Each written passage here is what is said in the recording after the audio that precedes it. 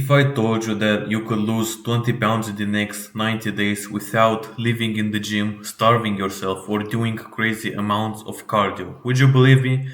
Because the truth is, most men who struggle to lose fat aren't failing because they're lazy. They're failing because they're following outdated advice that's keeping them stuck. Over the last few years, I spent countless hours studying fat loss, testing strategies on myself and others, and figuring out what actually works in the real world for busy professionals.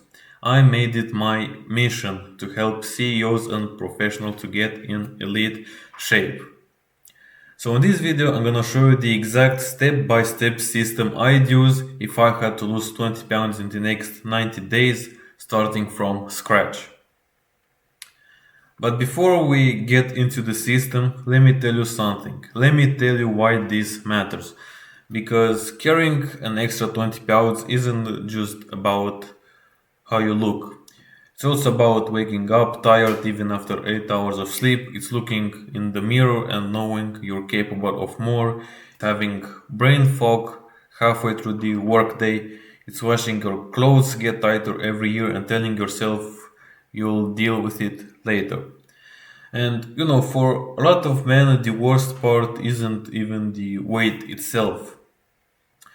It's knowing that you're successful in every other area of life. You make good money, you solve difficult problems, yet somehow you still haven't solved the problem that's staring back at you in the mirror every morning. And if you don't fix it now, if you don't take action, the next 90 days are going to pass anyway. So, my question for you is, do you even want to be 20 pounds lighter 90 days from now, or do you want to stay exactly where you are today? If you're still watching, then the answer is probably yes. So, without wasting any more time, let's get into the good stuff.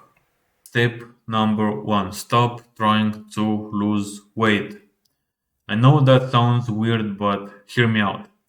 Most people focus on losing weight. They step on the scale every morning, panic when it goes up a pound or two, and then do something stupid like starve themselves or adding more cardio. Instead, focus on losing fat. If I asked you right now, do you want to be heavier but look good, or do you want to look the same but be 20 pounds lighter on the scale? Most probably you would choose the first one. You want to look good. But you see, the problem is that you associated the scale with how you look. You think that if the numbers on the scale go down, I lose fat, which means I look better. Your goal isn't to be lighter, it's to look better, have more energy, lower body fat percentage, and so on. So that's why the first thing I do is take progress pictures. Right? Take a progress picture in the same room with the same lighting and the exact same positions, and I would repeat it every week. And another thing I would do is I wouldn't focus on the daily weight because it will fluctuate because of water retention and other things. Instead, I would note my body weight daily and make an average at the end of every week, so that way it's much more accurate.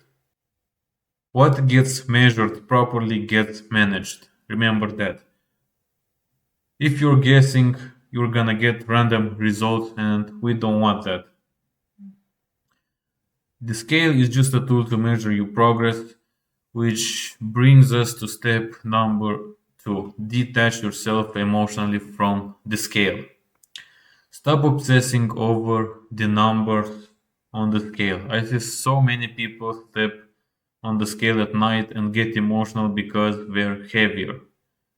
Of course, after a whole day of eating and drinking liquids, of course you'll be heavier, but that doesn't mean you just gained a whole bunch of fat. I would weigh myself in the morning with an empty stomach and preferably after going to the bathroom. Then I would write it down somewhere so I can make the average at the end of the week, like I said earlier. Stop thinking about it 24/7 and stop weighing yourself each time you pass the scale. Now, the next step is step number 3. This is very important. You have to create a caloric deficit. Now, when it comes to diet, there are a lot of opinions in the fitness space. We have guys that promote calories in versus calories out, and some of them use it as an excuse to eat complete bullshit. And then we have other guys like Paul Saladino that say calories don't matter and it's not a true and accurate representation of how the human body uses energy. Now, the thing that I've noticed is that the guys that follow the first type of advice, the gym bro diet, calories in and calories out, they get results, but they can sometimes feel like shit because they most of the time they follow a low fat diet and their hormones are completely destroyed and their health is just all over the place, and we don't want that because we also need to have a clear mind and we need to be able to think properly, and you can't do that if you eat shitty foods and you eat oat. And anyway, then we have the other guys that don't follow the calories in versus out, and they usually focus on health more and they have better hormones, but they might not get the best results because you can still gain weight on the keto or carnivore or animal based diet, right? Because some of them are guessing instead of tracking and making sure that they're not eating too much. So what I would do is combine them together where I basically focus on my health and eating high quality foods, like the cutting board meals you see on Instagram Reels. But I would also track my calories and macros so I get the best of both worlds.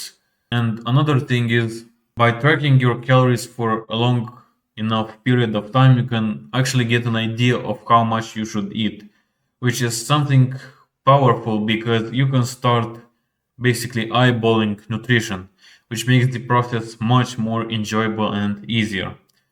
Me, for example, I'm now at a point where I have complete control over how my body looks because I know how much I should be eating and my body is in the right place in terms of hormones and health in general. At the end of the day, if you're not in a calorie deficit, you're not losing fat. But that doesn't mean you need to starve yourself, right? So I'd start by removing ultra processed foods, liquid calories, and constant snacking, right? We don't want to snack throughout the day because then insulin stays elevated, and insulin is a fat storage hormone. So we want to kind of manage that. Then I'd build my diet around meat, eggs, dairy, fruit, and some potatoes. The goal is creating a calorie deficit that you can actually stick to for 90 days because the best diet is the one you follow. Step number 4, we have cardio. Now, when it comes to cardio, we have multiple types of cardio, but for fat loss, we're gonna do zone 1 and zone 2 cardio. Yes, we're not going to run or exhaust ourselves with running. We're just gonna walk. This is the most underrated fat loss tool on the planet.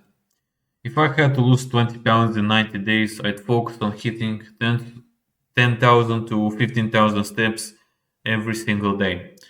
Walking burns calories, and unlike hard cardio, it doesn't leave you hungry. Also, it's way less stressful than running. This is one of the easiest ways to increase your calorie expenditure without making fat loss harder. I'm not gonna waste any more time on this because it's simple, so don't overthink it, just do it 10,000 steps a day. The next part you need to master for top 1% physique is training. Now, the goal with training isn't to burn calories. It's the goal with training is to give your body a reason to grow muscle, to stimulate muscle growth. Now, if you're a beginner, it's gonna be easy to build muscle and lose fat at the same time. This is gonna be somewhere around 1 year or less of lifting weights properly, or less than 1.5 years if you didn't know what you were doing at all. But if you're an intermediate lifter, you might struggle with losing fat and gaining weight at the same time. Your gym sessions shouldn't last more than 1 hour because that's when fatigue kicks in and you start getting diminishing returns, where basically you're gonna have to take more time off to recover. Focus on getting strong with the barbell at compound movements, squats, presses, rows, pull-ups, and I would train abs every single day. The best ab exercises are weighted decline crunches and cable crunches. Now you're probably asking, but how do I know if I'm making progress or not? If you're not getting stronger each session or every week, meaning you're lifting more weight or you can do more reps, then you gained muscle. But how do you make sure you're making progress? Well, each session you should try and push yourself to do more repetition with the same weight. Push yourself until you have 1 to 2 reps in reserve, meaning you can do 1 to 2 reps more but you don't. This way you push yourself enough to stimulate muscle growth, but not too much to the point where recovery is affected. If you want a full workout routine and more detailed instructions, watch this video. I'll try and link it somewhere here. Now let's move to the most overlooked step, recovery. You have to optimize your sleep. There's no way around it. I get it. You want to be productive 24/7, you want to get things done, but you need to give your body a break. Sleep is the best way to recover. You have to optimize your sleep like your life depends on it because it does. You're gonna die if you don't sleep, right? That's how important it is. You need sleep to optimize your mitochondria. What is the mitochondria? The mitochondria is the powerhouse of the cell. What are we made out of? Cells. So, good sleep means optimized mitochondria, which means cells have more energy, which means you have more energy. More energy to recover, more energy for self control, build muscle, and so on. So, if I had to get in the best shape of my life in 90 days, I'd make getting 8 to 9 hours of sleep every night non negotiable. Well, how do you get high quality sleep? I would start by avoiding blue light after sunset, no work or any activities that stimulate my brain 2 hours before bed. Another thing that I'll make sure I get a lot of sunlight and grounding during the day. The sun is also very important for health, and I'm a big believer in getting a lot of good sun. I actually added a bonus step here, consistency. My biggest tip for consistency. Now, how I know this works is the laziest friend I know actually implemented this and he started to be more consistent, especially when he was first starting out with his fitness journey. So basically, what I told him to do is to stop the workout when he felt like doing more or when he felt like he didn't do enough. So if I had to start over, I would structure my workout in a way where I don't do too much to the point where I start hating the gym, but not too little either to the point where I'm not stimulating muscle growth enough. I would also do the exercises that I enjoy. Also, having a very strong why is also very important. He who has a why can bear almost any how. Why? Why do you want to do this? What's the reason? Why? If you find your why, you can bear almost any how. I don't know who wrote that quote. Maybe you can tell. Maybe if you know, tell me in the comment section below. Please, I want to know. So That's it. You don't need detoxes, fat burners, or supplements. You just need a calorie deficit, good health, daily movement, strength training, good recovery, and consistency. Do that, and you'll be shocked by how much your body can change. Right? Nail the fundamentals. That's the most important thing. So yeah, these are the 7 steps I would take if I had to get shredded in 90 days and if I had to start all over again. Thank you so much for taking your time to watch this video. If you found this helpful, click the like button and subscribe because I make videos for people who want to get in elite shape without wasting time on fitness nonsense and for people who actually care about health.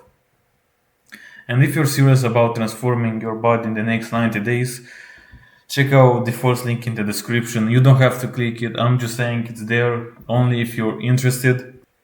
That's all I had to say. Thanks for watching and I'll see you in the next video. Peace.